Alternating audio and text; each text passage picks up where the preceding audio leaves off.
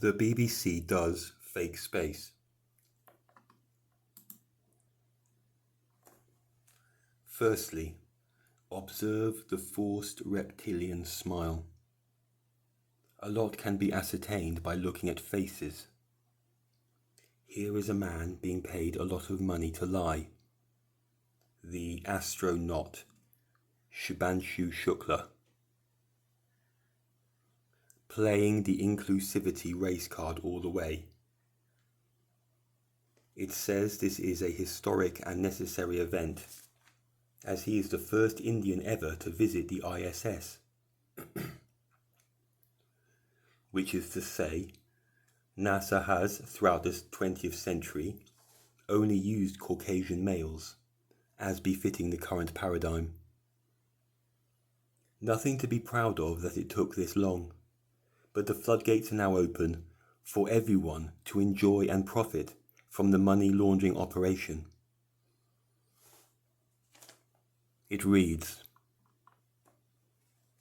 a live broadcast showed the Axiom 4 mission, which undocked from the orbiting laboratory with its 4-member crew on Monday, splashing down off the coast of San Diego, California, at 15:01 IST, 9:31 GMT. As usual, truths are coded into the choice of words. An axiom means a proposition which is accepted, self-evidently true, so it needn't be questioned for this reason. An axiom says nothing of proofs, new evidences, or even investigating the dictum. Only approaching these claims as such can they be believed. That these unremarkable-looking, grinning fools are really hurtling around the earth in a tin can faster than a speeding bullet. It is the everyone knows it's real, they proved it, and when all else fails, why would they lie? It is incredible how the article precludes any scientific information, filling the space with inane, emotive comments, straight from Hollywood sci-fi. Quote, the Indian astronaut said India's journey in space exploration may be tough, but it has begun. It has been an incredible journey, even though now it is coming to an end. For you and me, there is a long way to go. The journey of our human space mission is very long and difficult, but if we are determined, even the stars are attainable. He continues, from space, today's India looks ambitious. It looks confident. It looks proud. And so I can once again say that today's India still looks better than the rest of the world. Cringe-worthy indeed. The BBC does let us know the sorts of money going into these agencies' pockets. Quote, ISRO, which has paid 5 billion rupees, that's $59 million, £43 million, to secure a seat for Group Captain Shukla on AX-4 and his training, has said the hands-on experience he gains during this trip to the ISS will help India in its human space flights. ISRO has announced plans to launch Gaganyaan, the country's first ever human spaceflight in 2027, and has ambitious plans to set up a space station by 2035 and send an astronaut to the moon by 2040. It looks like they will want a lot more funding in the near future. As can be seen, the picture of the probe, always with the sexual undertones, is low-quality CGI and leads to the logical question, who took the picture?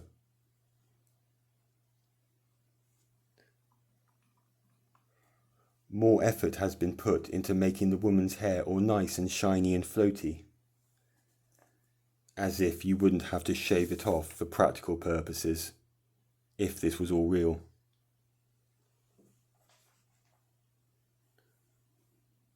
What we do then get, rather than all the details, the adventures inherent in these marvellous feats, is a biography of the individual. Born on the 10th of August 1985 in the northern city of Lucknow, Shukla joined the Air Force as a fighter pilot in 2006.